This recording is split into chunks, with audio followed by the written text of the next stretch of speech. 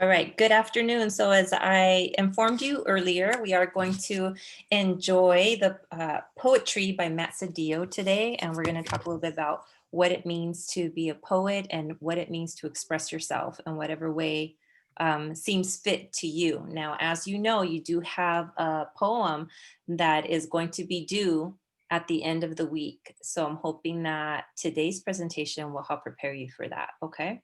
So make sure that you are taking some notes, be ready to share some questions and comments. This is gonna be a very engaging session and you're gonna love it. So hold on to your seats, y'all, okay? So I'm gonna go ahead and introduce Matt. Let's see.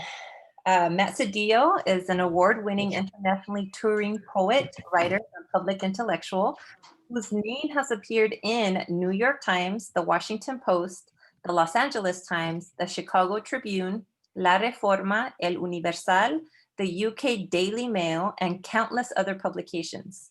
He has appeared on C-SPAN as well as the Canadian Broadcast Corporation.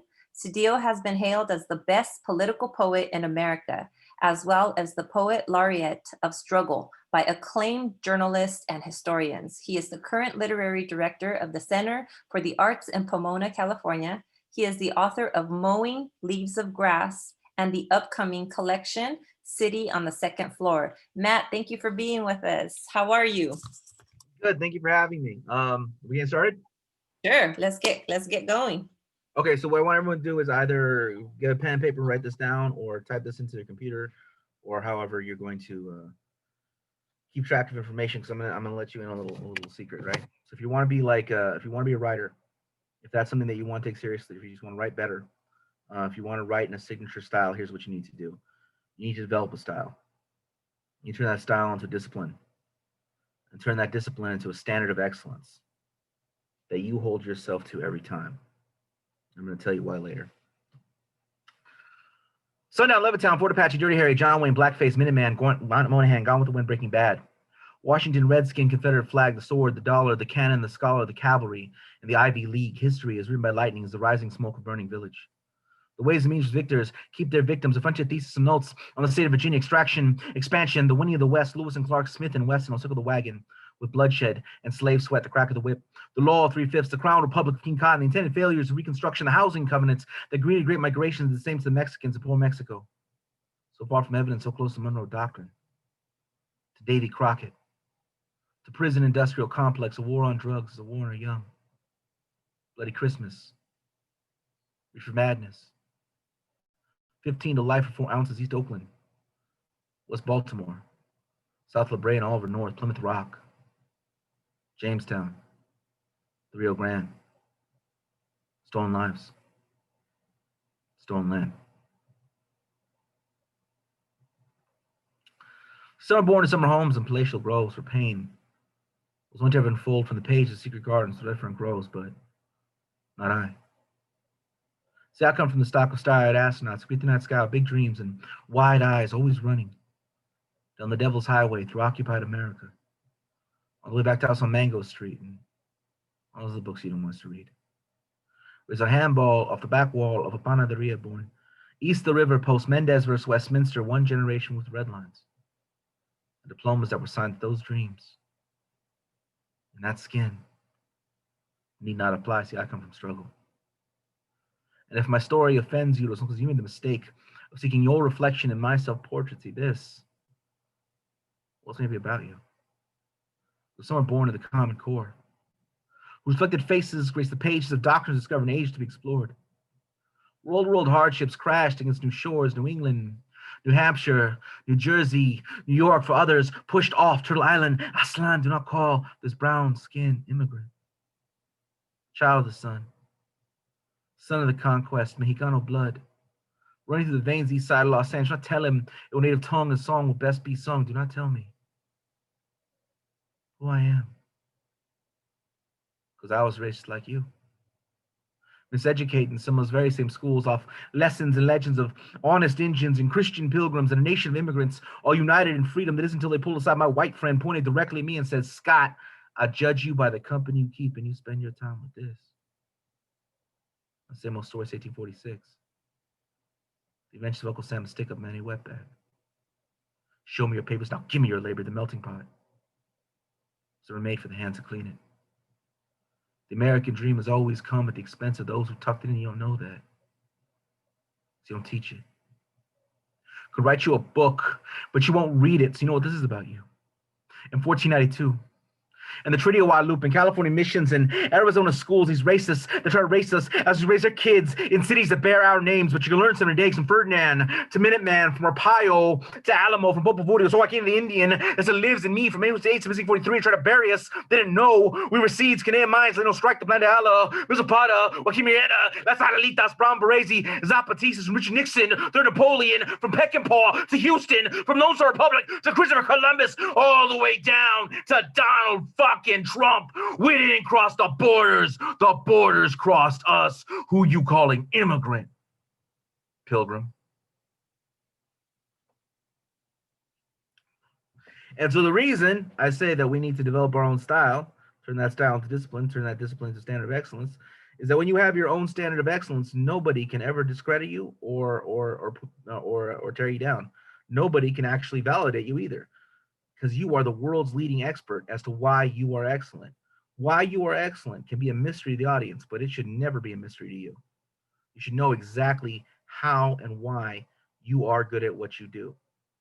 And that way, no one on earth can tell you, well, you're not this or you're not that or this and that. It means nothing. It means nothing, because you know exactly what you did and you know exactly how you did it. So here's another poem. Los Angeles full of abuelas raise grandkids in Spanglish from the watchful eye, walk them with the Virgin Jesus. Make a village out of a duplex, raised Catholic, but the roots are indigenous. 7 generations of family extension all growing in one plot. Hand-me-downs that are shared rules, rooms, and reflections. In la quech, porque mi casa es tu casa, and promises family living. Las palabra, so a candle. Burn some sage, pick your saints, set your altar, the sign of the cross. The sound of the concha prayers lift the 4 directions, that's culture, not contradiction. Folks in the back, they fight for living. 515 hail from the rowdy section of Dodger Stadium, but their hearts still burn with the fire from that Chavez ravine. And here is home of La Reina. At 54 cents a dollar, America's most exploited worker. Neglected, disrespected, underrepresented, presumed incompetent. If she lives life as expected, she'll be labeled statistic. If she managed to outpace them, threaten, they will blame affirmative action, but either way, they will not see her. They will demand her labor, paid and unpaid, smiling, her eyes humble and her mouth silent. Lay the river. Cities past, present, and future. Queen of angels. Visible to those who float. Through canyons, lagoons, and cemeteries, whitewashing adobe through a series of fevered dreams connected by a bridge called her back to those who make demands. The stories told to bury the past, the ones that serve to remind her that she works for them, that she is lucky to even have a job here in El Pueblo. Nuestra Señora La Reina, Los Ángeles del Rio, por $5 called La La Land, 78's with the Pueblo. 18 nights of brickyards in Montebello, built one again, only beaten and shot. Only for New Mexicans, no dogs, only the rules, written to the schools, only written out the history of the city we found as we are priced out of the homes of our mothers. Yet more and more of greater Los Angeles suddenly discovered this is the struggle of our forebears. Un pan, historia eterna, victoria, siempre the struggle is real. La lucha sigue, La Reina, Los Ángeles on the front lines of every fight, holding it down, holding the better half of the sky, fighting education, fighting for education, fighting for tenants' rights, fighting la migra, la hurax, fuck the police, chinga la ice, fighting for dignity, hers and ours, all the damn time, proud and brown and brown and proud of the hearts and hands, the backbone of these race fists. So we throw 2 fingers up when we say fuck Donald Trump. That's not identity politics. That's a cry of the proletariat. At 54 cents on the dollar, she is the face of it. So when you see her, push some other mother stores, lock down cash, register them 3rd, 4th, 5th, shift to the oppressed, show some respect, bow your head, bend the knee. All hail La Reina, the once and future queen. So as you can see, La Reina and Pilgrim are actually pretty similar. And the reason they're similar is because they're written in the same style. So like you see the word pilgrim is introduced. Honest Indians and Christian pilgrims and a nation of immigrants all united in freedom. Later on, La Reina comes like, and here is home of La Reina. At 54 cents on the dollar, America's most exploited worker. By the poem's end, all hail La Reina, the once and future queen. So an idea is introduced, kind of meek, humbly, under duress, under problems, right? Facing many, many problems. And by the end, it returns very triumphant, very strong, very empowered, right? So that's kind of how I write. Now, why do I write like that? I write like that because I am like that. I write like that because it's suited to my personality. that is how I am. I very much in life am motivated by people doing me wrong. Now you're gonna pay. Now you're gonna pay. I remember you. I remember what you did, and now you know that the day of reckoning is upon you, buddy. And you will know, like when I lay my vengeance upon thee, right? That's kind of how I am in life. So that's very suited to my personality to write that way. I'm not encouraging or discouraging you from writing that way. I'm just telling you how I write because it naturally breeds out of my personality to kind of foreshadow these moments where like moments of weakness, moments of feeling disempowered, moments of feeling like the avalanche has swallowed me whole, to like now I emerge, right? I emerge, and not only do I emerge, I bring back a stick of dynamite and I blow up the fucking mountain, right? That's how I am. Whether or not that's the way you should be, or whether or not I would encourage people to be that way, completely different question. But that it emerges naturally from my personality. So my style is built from my personality, and I would encourage you in this way to become a student of your own mind. We talk about creating a style, putting the style into discipline, that discipline into a standard of excellence that you hold yourself to. Well, that should emerge out of the way that you naturally are. So think about yourself. Why do you make the decisions you do? How do you live your life? How do you want to live your life?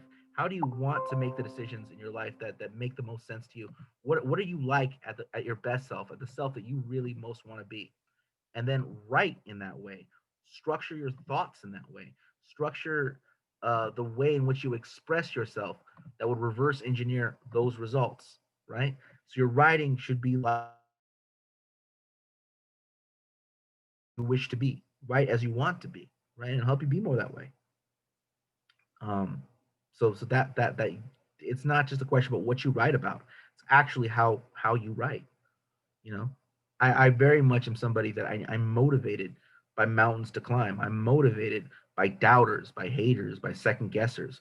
That's how I am in life. So my writing reflects that, not just in the content I write about, but in the very way it's written.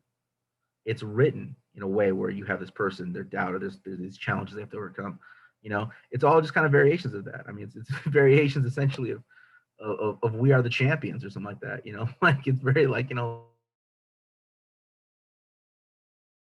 we are the champions, right? So that's kind of how I write because that's how I think, and I would encourage everyone here to do the same.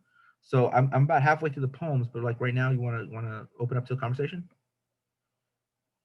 Does anyone have any questions or comments at this point? I just want to say, and sorry, my voice is croaky. I'm battling a cold, but I just want to say that this took a turn that I didn't expect, and I really enjoyed that. Like the way you started it off, I was like, "Oh crap! Wait, what's going on?" So I just want to say I really admire your style. I really like it. Thank you. Anyone else?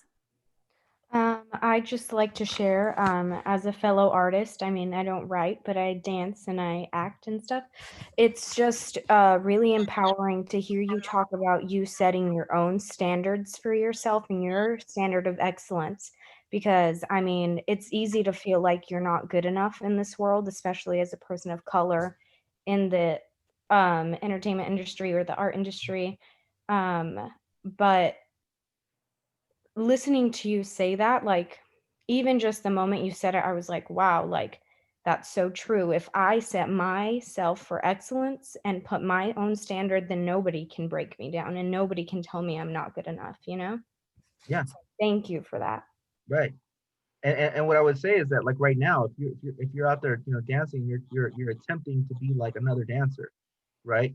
Well, then they can say those things. Well, okay, you did that, but the real way to do that is like this, and the real way to do it.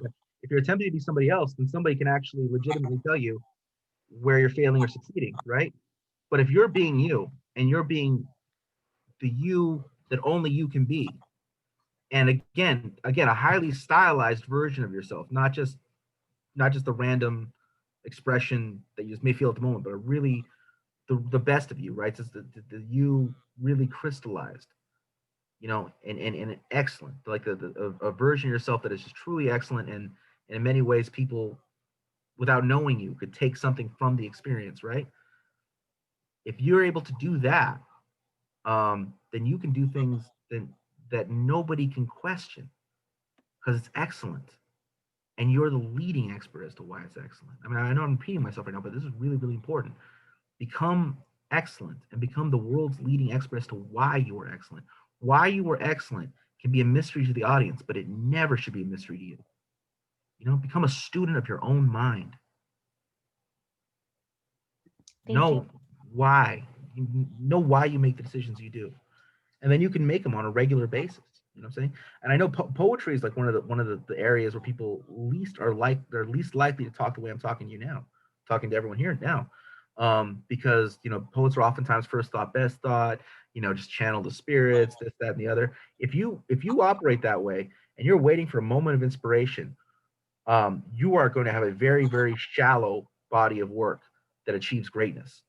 Because what you're waiting for is for the back of your mind, your subconscious, to take over your conscious brain and take over like production. And for some reason, you're able to like answer all these questions simultaneously and produce this beautiful thing just flow right out of you. What I'm talking about is moving the production of your genius from the back of your mind to the front of your mind, from your subconscious to your conscious, having able to command it at will. You know what I'm saying? That's what I mean. You know, like in that introduction that your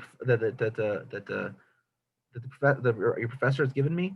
You know, there's a reason why I chose to like come in with that bio that way, come in strong with a bio like that. It's not because I need to be I need my ego boosted or any of that, but I really wanted to like open up with people understand that like no, I've achieved a lot of things, and the reason I'm telling you this now is not to brag. I'm telling you this because it's doable. It's possible. You know, I mean, I was born in El Sereno, right? So I was born on the east side of Los Angeles. You know, not exactly a place where people are encouraged to do great things and be great people, right? But nowadays, I mean, like I'm gaining a reputation, and there's all kinds of things. I mean, there's people calling me the best political poet in America. Well, who said that? Well, it was a guy named Greg Palast, who's this really famous investigative journalist. And you can Google him and find out. You know, the poet laureate struggle. Well, that comes from Paul Ortiz, who's like this, who was once the president of the Oral Historian Association of America. So he's like one of the most, like, he's probably the most preeminent oral historian in America, right? He's saying that. So who are these people saying this? Like really, really big, important people. Now, why am I telling you that now? It's not to brag. It's not because of anything to do with me. It's to tell you that you can be great and you can be excellent. And I am excellent. And I'm excellent in the way in which I am excellent. I'm not excellent in the way other people are excellent. And there's a lot of people I know and respect, and I can reverse engineer what they're doing. I can look at what they're doing. I'll pick apart what they're doing, and I can do it myself. But I won't do that. I'm going to stick with what I have done and stick to the way in which I know how to do things. I know how to set information up a certain kind of way. I know how to execute information a kind of way. I know how to set things up like, okay, the beginning, the middle, foreshadowing, what I told you with Lorena and with Pilgrim. I know how to write that way. I know how to introduce an idea and then bring the idea back and have a different meaning. That's just one pattern. That's just one style of execution. There are many ways to go about this. There are many, many ways to be excellent. There are infinite ways to be excellent, right? But there are some basics that you can tune in on. Like, that sounds good to me. I want to do things that way, or I want to do things that way, or I want to do things that way.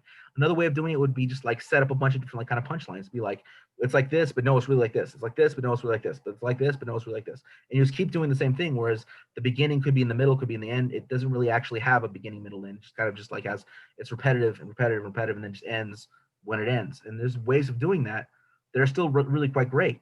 Not my way of doing it. You could take on that form if that was what you want to do. There's many ways to do this, but choose your way and bring what is unique about yourself to that kind of that feel, that kind of general style. Bring what's unique about your life experience and the way you experiencing things and the way you express things to something that hasn't been done yet, but in a way that's familiar enough that the rest of us can kind of know what it is. You know what I'm saying? Like it's not just being just like doing just random things. It's about picking at something that exists and bringing your own unique spin and take on it, that you like when you absorb it. Like, here's how I hear it. Here's how that music sounds to me, and I'm gonna share that with the world.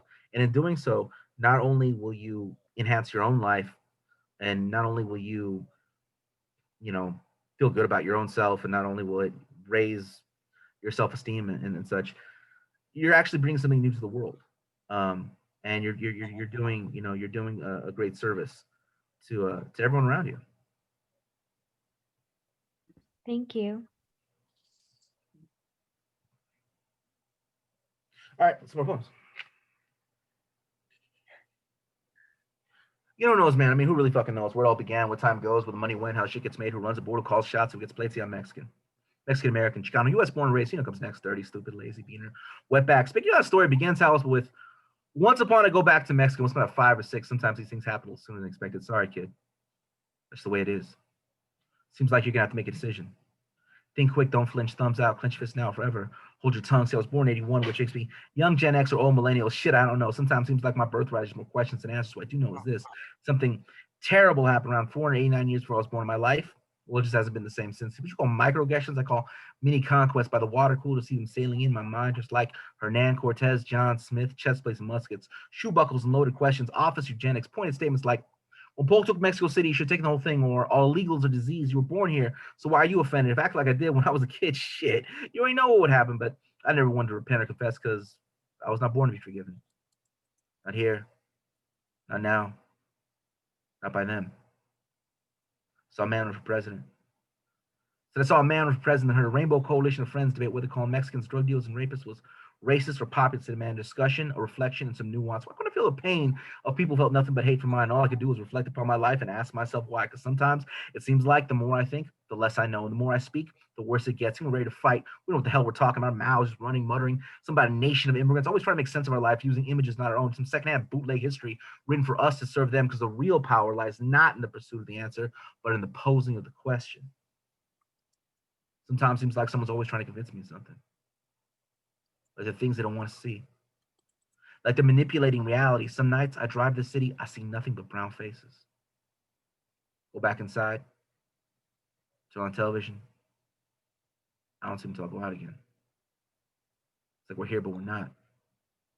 Like they want to blame us and not allow a response. Like no part of this culture is ours. Like perpetually foreign, like an apartheid state of mind where they capture the imagination to prevent the future from being born. It's like the Mexican-American War never ended. Every billboard in the city of Los Angeles screaming out some white savior shroud in penance or revolt, but everybody knows. Everybody knows. Jesus. Joker. Both of them are Mexican. Everybody knows how the story ends in America. What do you get? What do you get when you steal half a nation that oppresses descendants? I'll tell you what you get. You get what you fucking deserve.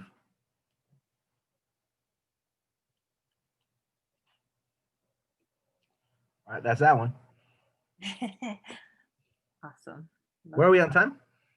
No, let's see. We're just 15 minutes into class, so you got about 30 minutes.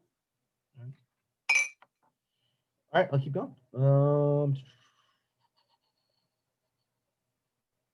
no, we're almost at 30 minutes into class, so you have let me see, about 20 minutes. 20 minutes. Okay. Here's a poem for the book. This is my book, by the way. Mowing Leaves of Grass. You can find it on Amazon or yeah, it's easiest. Find it on Amazon.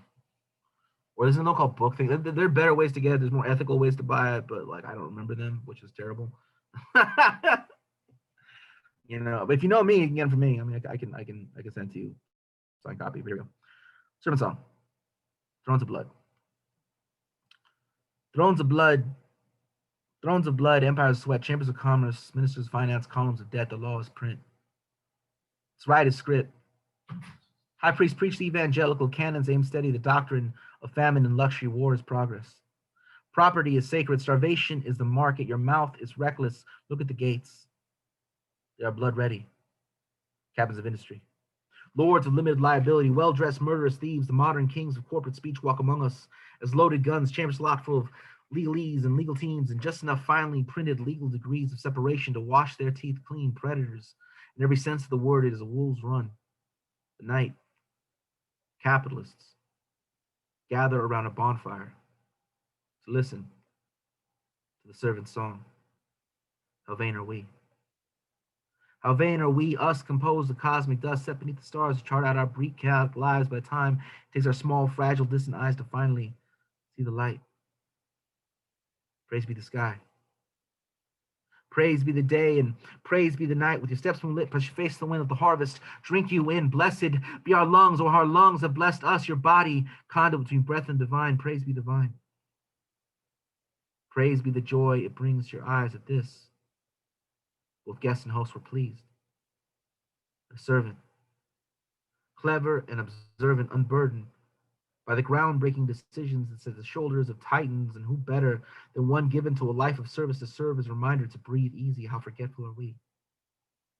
How forgetful are we, our tongues tripping over one another to touch up monuments, climb ladders of success, deliver the speech of self-made men. Oh, how we forget the very soil we walk upon has been toiled by many hands, that even the tree's tallest branch grew from the same seed as the root. At this, both guest and host were amused. At a servant, humble yet with sense of purpose, and who better than one given to a life of service to serve as a reminder of the divine order of all things. How tragic are we? How tragic indeed, our whole lives, boulders and mountains, the drives to make sense of them, oceans to conquer, soil to bleed into each, a plot of sun, a job to be done. Please, please, as we push this rock together, do not strike at us so mercilessly. At this, neither guest nor host were pleased. The night had become political. For what good is a servant whose demands exceed their purpose? The capitalist cried out, have we not been good to you? Have we not given you all that you have? And in all your years of service, have you not heard? Have you not learned? The law is threat. It's right.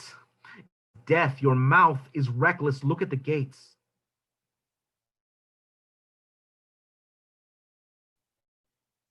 In the servant's quarter, the servant's daughter sings a different song. One of blood and conquest. Fire and vengeance dawn in the horizon of a new day rising. Dreams of hacienda burning, reeds of the gallows, the guillotine, firing squads, and basements full of Romanovs. She laughs. She weeps. She dreams. She speaks. The others. And with each passing day, they grow strong.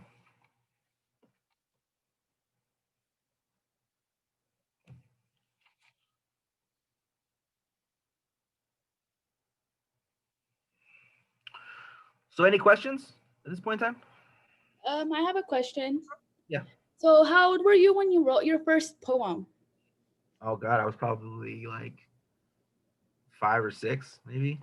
Oh wow. Awesome. Yeah. Yeah. I don't know how it was any good, but Do you, Hey, you start somewhere. yeah, I gotta start somewhere. Yeah. do you remember what it was about?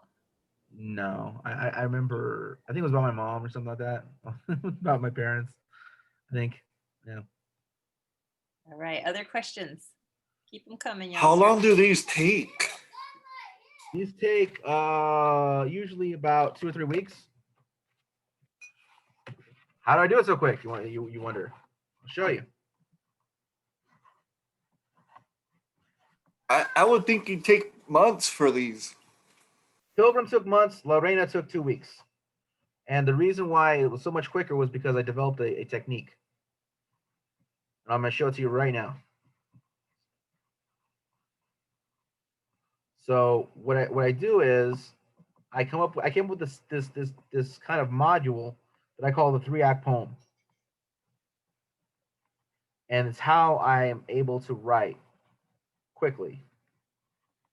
And I think it's helpful for me, it can be helpful for you as well. This is a 3-act poem, right? On the one side, it says at the beginning it says process, bottom here says poem, but this could be essay, this could be speech, this could be difficult conversation, whatever you need it to be. On this side over here, we have topic, details, point. On this side over here, we have act 1, act 2, act 3, right? So this could really be beginning, middle, end, right? On this side, it's a topic. What am I talking about? Details. What are the details I'm going to use to talk about what I'm talking about? Last point, what is the point of what I'm talking about? What am I trying to convey here, right? On this side, I order my details to best service my point, right? So in the beginning, I'm going to say this, this, and this. The middle, I'm going to say this, this, and this. The end, I'm going to like really drive home the point, right? So I consider all of this before I even get started. All these are I take all these things into consideration before I really sit down to write. I may have a line or two, but like I have all this down before I even really get started to compose. Where I know what has to happen in the beginning, I know what has to happen in the middle, and I know what has to happen in the end. So, for instance, La Reina, the pride, the pain, the triumph, right? Same thing with Pilgrim. In the beginning of Pilgrim, you have like the innocence, right? Then you have like the struggle. Then at the end you have like the empowerment. So you have all this knowledge. Now you're gonna be empowered, right? So Pilgrim begins talking about secret gardens, the secret garden, and where the red fern grows, right? So this is kind of like being taught in school. Like you're a child, and these are books about children. Find yourself within them, right? But then like not being able to really identify with it. Then I would list as other books: Always Running, Devil's Highway. Not that these are really kids' books, but Always Running, The Devil's Highway, Occupied America, House on Mango Street, right? Well, these books were all banned in Tucson during the Arizona book ban, right? So, like, you're telling me to identify with these books about white kids written in the early 1900s or in the 1950s in Kentucky that has nothing to do with me. Then you're telling me all these things where you're writing about things that I may have had those experiences. Those are banned. I cannot read those things. So you're setting me up for a situation where I'm not going to know who I am, right? And then the middle is the chunk of like talking about like the consequences of that. Like this is me in pain and confused. By the end, this is after having like in Pilgrim, after having taken an ethnic studies course and figuring out all these things and put them together. Now I know the truth, and now that I know the truth, fuck you, right? So that's how Pilgrim works, right? How does Lorena work? Well, Lorena sets up the pride. Like this is our community. It's great. Look at all this rich culture and history and all these kinds of like interesting things, and it's exciting. And we take care of each other, and we're here for one another. That's how Lorena starts. In the middle is the pain. It's like, oh my God, we're being exploited. Like we're not getting paid anything. We're like mules in this economy, right? And look, and it's particularly particularly Latinas, particularly the women. Look how bad this is, right? In the end, it's like, oh, here's the history again, and here's all the power of our culture and our strength and all that was introduced in the beginning. So we overcome the problems of Act 2 with the ideas that were introduced in Act 1. So that's how I write, and that's why I'm great. And I am great. And I am the goddamn best political poet in America. And I was born in El Sereno. And I don't give a fuck, man. I'm not the best Mexican, the best Chicano. I'm the best, period. And I'm proud as fuck to be Mexican. Yeah, that's the way it is. And the reason I tell you this is not to brag. The reason I tell you this is because like I want people to really feel as though they can be the best, feel as though they can be empowered. I mean, everyone here knows. I mean, whether you're Mexican or not, everyone here knows what the concepts this country has about Mexicans. That we're here to work and we're here to like not think. We're not. Who cares what we think? It's like get back to work. But everybody knows. Everybody knows what the concept is, right? And I'm here like, and I do work hard. I work hard. I'm the hardest working poet I know. By the way, I mean I work really hard on these poems. So I do work hard. But the question is not but I work. But I'm intelligent. I'm really intelligent. And so many of us are intelligent. And so many of us are brilliant, but this country is always telling us we're not. But I'm here to tell you that you are. And who am I to tell you that? I'll tell you who I am. I'm the best fucking political poet in America. Matt Sedillo. Google that shit. Google that shit. Yeah. I've spoken at Cambridge. It's true. It's true. I mean, none of that means that I'm special. I mean, I'm just a person just like everybody else. But like, and you are people just like everyone else. But I am great at what I do, and you can be great at what you do. You can be great at what you do, and you can not only be great at what you do, you can be one of the best in the world at what you do. And we're always taught the opposite. We're always taught to like lower expectations. We're always taught like, hey, I want to go do this, and I got an idea for a job. What do you think about this? Like, well, don't try and go out for dentist. You're gonna be a dental assistant. Don't try and be the doctor, be a nurse. Don't try and be this.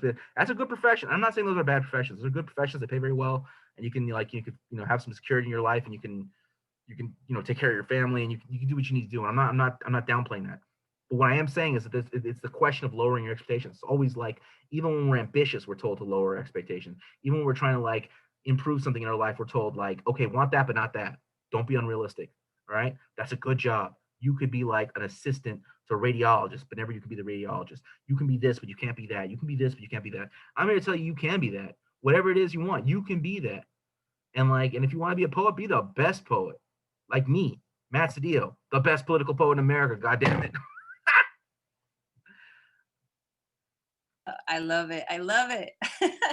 I love it's so motivational. And you know what, y'all? Like we've been conditioned for 500 years to be the help, to be the assistant, to be the labor, right? To be the blue collar workers, to not even get paid the same as other folks that are doing the same exact job as we are. Where we're so conditioned to lower our expectations for ourselves, right? Because oh, if I do this, hey, at least I have a steady job, a steady career. I'm good. I'm just gonna be good right there, right? I'm paying my bills. But nah, man, we come from greatness. We come from greatness, and our ancestors died so that we can continue to be great and so that we can continue to have a fighting chance on our own homelands. Okay. So we have to unlearn what we have learned. We have to rid ourselves of that colonized type of mentality that weighs us down. It's so much weight on us. It's so much weight on our spirits. It's so much weight on our dreams. Rid yourself of that. Rid yourself. You come from greatness. Don't ever forget it. Don't ever forget it. And thank you, Matt, for reminding us. Yeah. Well, thank Okay, you for having me. So I have time for one more. Then we can do some questions, more talk, or is that good? Or how much time we have left? and then we'll have some more questions. All right, cool. All All right, right. so this last poem. This one is called El Sereno. So, like I said, I get to do this, speak at universities all over the country, all over the world, even sometimes. And it's really, really great. And I've got to meet a lot of really interesting people, and just really kind of like it's opened my eyes to so much. But along the way, you get a chance to do things. You get interviewed sometimes by school papers, and they ask you interesting questions like how'd you get started, who are your influences. Can you give us an example of a Latino experience, which I've literally been asked, to which I responded, Charlie, when I was 6, I lost a tooth, and I put it under the pillow. In the mornings, I was scared it was gone. Fuck you. That's my Latino experience. That's it. Here's a poem about growing up in El Sereno. I was born on the east side of Los Angeles, across the tracks from abandoned steel and industrial petrified forest. Across the steps, a giant green tarp protected customers and gossipers, our abuelitas, from raising the sun that bombs the birds. I spoke Spanish. Sold mangoes, papayas, and cherries, my favorite. As a child, I could never quite make the connection between the broken, empty bottles across the steps and the broken, empty men poured out the rust factories across the tracks. So my cousins and I would gather and throw rocks of dirt aimed directly for the head. And the men would yell back something like, "What do you damn kids know about life?" And we yelled back, "Take that, drunks." That was messed up. But that's how it was. Growing up, where Valley climbs up and over Mead Soto. El Sereno. In the 1950s, my mother's father, a technician by trade, by birth a prince among men. The backwards kingdom that held him back. They treated him different for the radiance of his unapologetic brown skin. Raised a family of 6 on a single income. There is hard-fought genius in me. Older than my mother's womb. December 18th, 1981, after months of fear and absence, my father makes his return. My aunt moved to the hospital bed. She does not want to see you. You know what you did. It'd be best for everyone if you were just to leave. My mother holds a newborn, her only begotten son. There's a pain in me, older than my father's blood. As a child, I can never quite make the connection between his fingers around my throat and the anguish in his chest, a suffering older than my father's bones, his father's whiskey. Grandfather, short temper, long-lived legacy to time history does not care to remember because beatings are not fit for scrapbooks and genealogy's shame rarely make their way to the oral tradition of campfire. There's a burning in my heart. The time cannot trace. Without my father, the suburbs treat me different. One day in the workforce, I told my boss, last night I met a woman. Beautiful and intelligent. Asked, we're at Boyle Heights. Where's that? The east side of Los Angeles. Asked, incredulous. You met an intelligent woman in East Los Angeles? I wanted to slap the cavalry out of his smirk.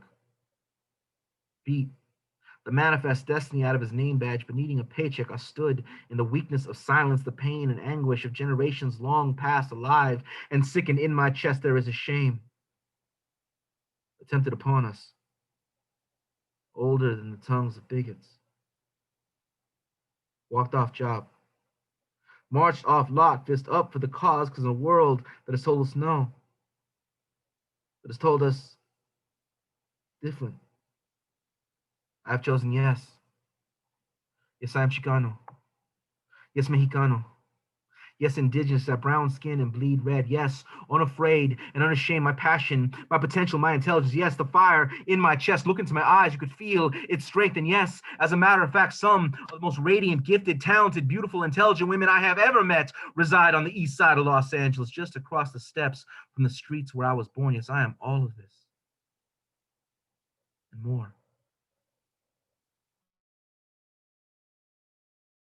Like you, I'm made of stars. You, like me, so full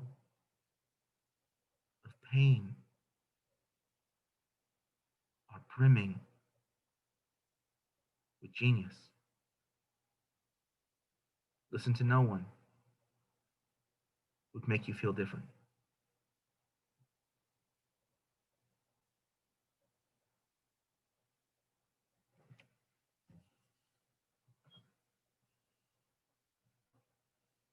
Beautiful, beautiful. Okay, y'all, I know you have questions and comments. East LA all the way. Thank you, Suri. uh, oh, Alex. Alex is saying that crying was not on her list of things to do today, but here she is. But Shedding- here I am crying. Thank you, Alex. Okay, so I know there were questions and comments, so go ahead and unmute yourself so we can hear your powerful voices. I had a question. So, one of the most striking things about these poems is definitely the performance, and that's been commented on in the chat as well. When you write these poems, how much of the performance do you keep in mind, and like how you intend for it to actually be read when writing? Completely. The entire time I'm thinking about how it's going to sound, and so I'll write in threes, and I know that like when I write in like an odd number, that's the stop, and when I write, and to give an example, in like an odd number, that's a, like create a dramatic pause. When I write in evens, it's to expand and to pick up into momentum, into when I want to deliver another motif. So like yeah, it's just a lot of tricks in the bag, but yeah, that's it's written with the consciousness of performing it. But I also know that, okay, I'm gonna write this way. This one's gonna be like more of like a kind of like a 3 minute, this amount of time. This one's gonna be like more 4 minutes. I'm gonna have more time, more space. So I'm gonna like kind of like slow down here, speed up here. I have more time to play with, knowing like how the length of the piece and how much how much you're gonna put into it, and how I'm going to introduce an idea and then reintroduce the idea with changed meaning. Depending on the length of it, you know what I mean? So that's kind of like how, um, yeah. So yeah, I definitely do think about that. But also like I've been like since quarantine, I've been writing a different kind of way because like I've been just writing like I've been reading more and less like going to like open mics and like listening to people do things. So I'm like influenced by what I'm reading, and so like so now it's more like a style, like kind of like an older kind of style. It's kind of influenced some of the new stuff I've been writing. But again, it's still like me though. It's still very much like me, but it's more like punctuated, right? It's a different aspect of things I was already doing, but like more like punctuated, more like this, more like that, more like kind of like ending in like kind of this foggy mystery, as opposed to ending in this like declarative, like we're gonna go out there and we're gonna fight them, right? So I've been doing a lot more of that kind of writing, which is always in the poems. I mean, if you listen to like the Servant Song, the whole middle area of it is very kind of like dreamlike. It's very surreal, right? Another poem I got once, very surreal. It's elements of that, but then like still like at the end, usually there's some big climax. But in these ones, it's more just like staying in that kind of dream space. Been experimenting more with that. But I think that has a lot to do with being in quarantine. That's interesting. Thank you. All right, other questions or comments? Thanks so much for coming. Something that has really struck me, as I think it struck a lot of people, is your philosophy of be excellent for yourself, be excellent in your own way, be excellent in a way that be the expert in why you are so excellent. And that makes so much sense, especially when you're talking about like poetry and art. Is there a way that you would suggest applying that philosophy to, for example, I'm a math major. How would you apply that philosophy to other things besides poetry, art, and the like? Well, I mean, like I I'm not a great mathematician, so I don't really know how to do that. But just think about the things that make more sense to you, right? Think about the aspects of mathematics that make quicker sense to you, make more sense to you than they do to your peers, right? It's immediately grasping. You're immediately grasping it, right? Now, there maybe things that your peers grasp quicker than you, and there are things that you grasp quicker than your peers. I imagine it's true. It's true, right? Of course. So focus. I mean, like, make sure you're strong in the areas that are a struggle for you, but focus most of your energy on the things that you excel at, right? Because in that way, you're gonna break new ground. You know what I'm saying? You're gonna break ground that has not yet been broken if you focus on the things that your mind is just naturally wraps itself around. They're just, for whatever reason, the neurons in your brain fire off easier on this thing than this thing. And if you make sure to keep this solid, but if you can really focus on this, you can soar at levels that others are going to struggle, because it just comes naturally to you. But nobody who's at this very elite of anything doesn't work hard, right? What they are is they are the people who work hard at the things that come naturally to them. Thanks so much. That makes a lot of sense. That's a great worldview. All right, other questions? Unmute yourselves. I have a question. So you've been called the greatest writer, poet. How do you deal with criticism, like negativity? How do you deal with that? Like, someone can tell you you're the best, and then someone can come along and tell you your work is bad, that they don't like it or whatever. Well, I mean, I consider the source, and it's always considered like the interaction. I'll tell you a funny story. I was doing a fundraiser for the Chicana moratorium, and I was performing there, and I was selling the books. And I was keeping half the money and giving the other half to the moratorium. And then I was talking to this guy. He's like, "I love what you do, man. You got all this history, and you put it here, and then there's twists and turns." And I was like, "Yeah, that's exactly what I do, right?" I'm like, "Oh, wow, thanks, man." Blah, blah, blah. I'm like, "Well, check it out, man. This book I'm selling." He's like, "Well, I don't know." I'm like, "Well, look on the back. It says Best Political Book in America." And then he's all like, "Well, I don't know about the best." And I'm like, "Well, you don't know what the fuck you're talking about." So I got mad, right? I got mad, but the reason I got mad was because we were having this good conversation. We were bonding. I didn't really know this guy, and all of a sudden, like, we're just like really just like we're like going back and forth. And now we're not talking about me anymore. Now we're talking about history and the importance of history and why we need to teach the next generation. And he's older than I am, so it's like, well, I learned from your generation. It's my job teaching this. We're all links in a chain. So now I'm like bonded to this guy on something outside of me, outside of him, about something bigger than either of us. And then, like, he rudely questions my greatness, right? And so then I got mad. But that's just one kind of interaction. That's one thing. But ultimately, I don't really care what the guy thinks. I mean, it doesn't affect me in my career. Now, there are people who are professional haters, right? And these are people whose job it is to say who's great and who's not great, right? And people who make it their business to say who's great and who's not great, right? And as far as they're concerned, like, what do I care what they think about me? They're not me, because I told you already. You create a style. Style is a discipline. Discipline's a standard of excellence. They don't understand why I'm excellent. I look at their stuff and I see that it's not excellent, because I can pick apart what they did. I can look at that and be like, this is this, this is this, this is this. You did this, this, and this. You're just kind of listing things right here. Oh, you copied this from like Carrie Radzitsky. Oh, you copied this from blah, blah, blah. Oh man, this is just, you just knocked this out. You just stole this from Jessica Salgado. I mean, I know exactly where that comes from. And I know these people, right? I mean, I know Jessica, right? So I mean, like, it's not like a question of like, I can trace what you're doing and why you're doing it. So it's not like, you know what I'm saying? It's not like I'm not looking at this and like, I don't care. I mean, I don't care, because I know why what I do is excellent. So when someone says to me that it's not excellent, that's whatever. Now, here's the difficult thing. It's when it's your parents, it's when your people who love you and care about you, right? And here's the biggest thing I'll say about that, okay?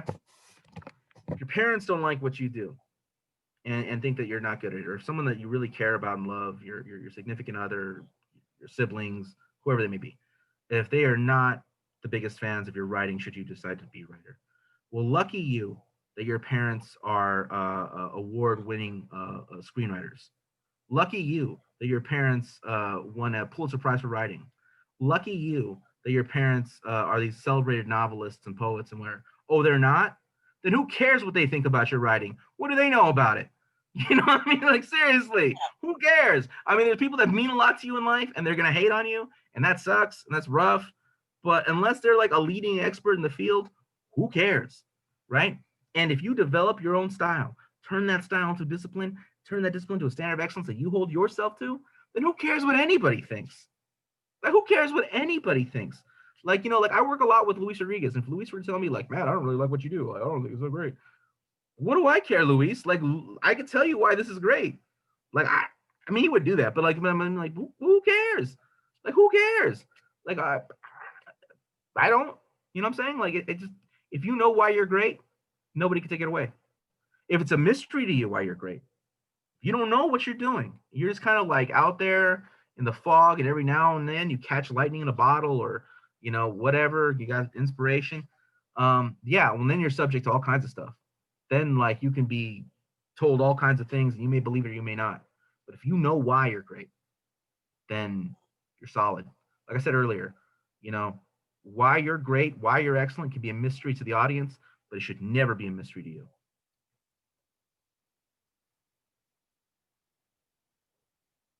Okay, other questions, comments?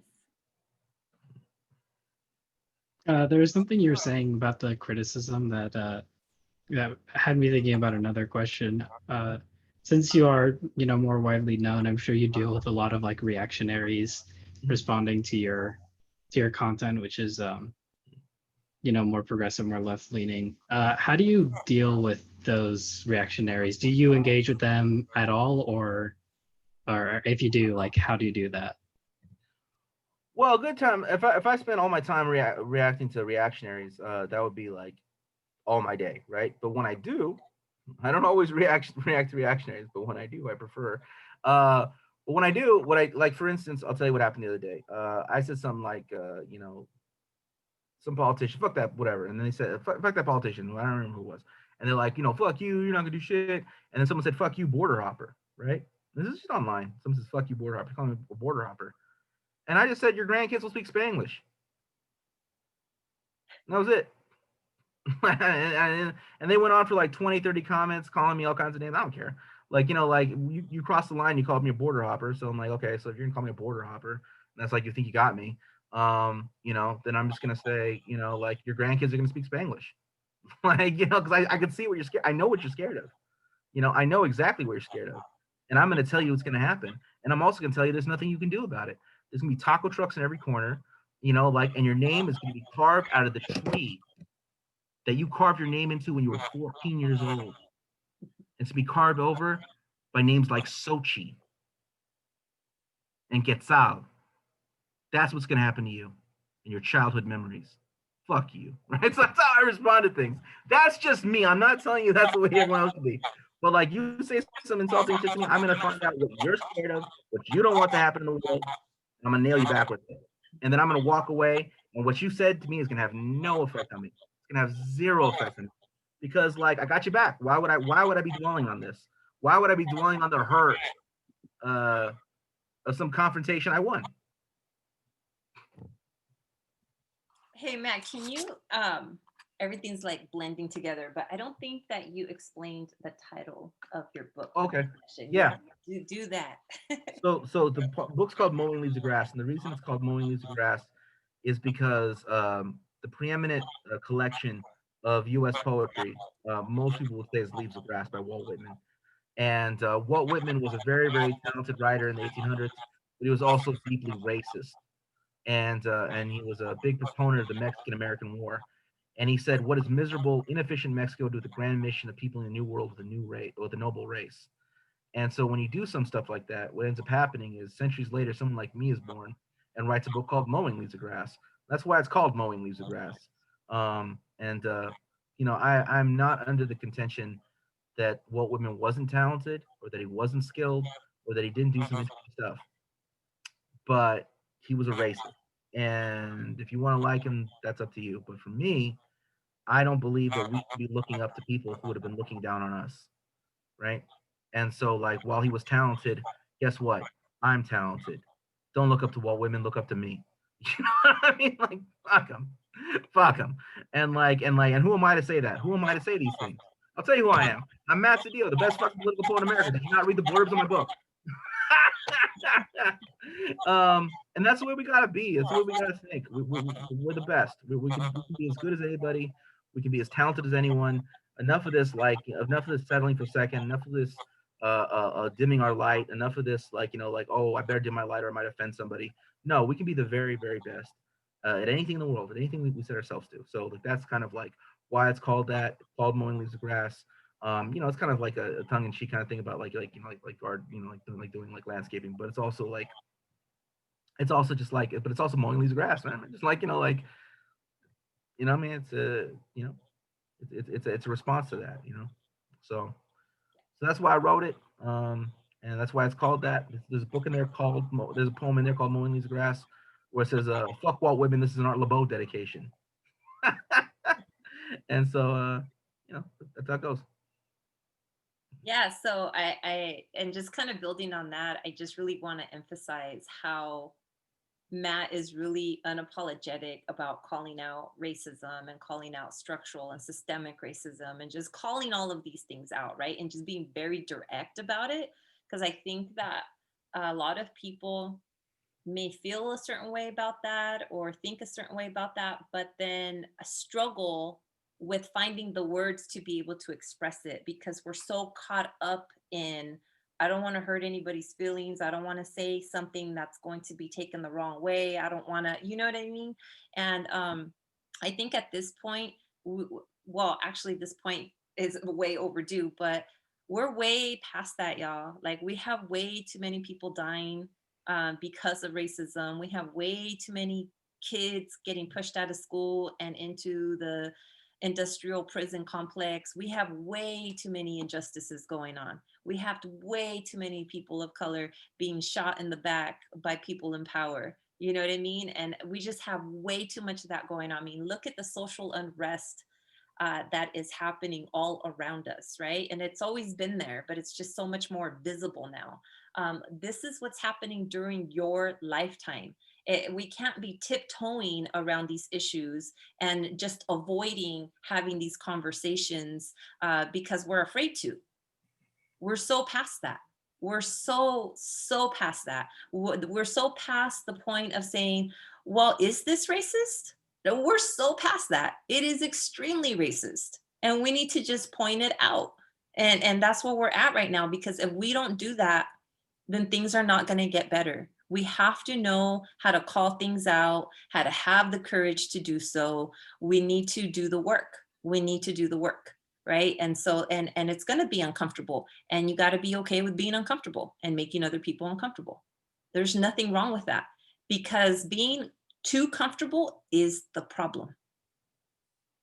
All right. So I appreciate you, Matt, for that. I appreciate it. See, it's one of the things I would say though, is like, for me, one of the struggles I have is that, I'm out here doing all these things and I can develop a really, really strong, long resume that's like really, really powerful, whatever. And it's like a white person will come by with half the resume and be seen as like really like intelligent and smart and and have their opinion be thought above mine. Now, it's not about being elitist. It's about like, why does this constantly happen?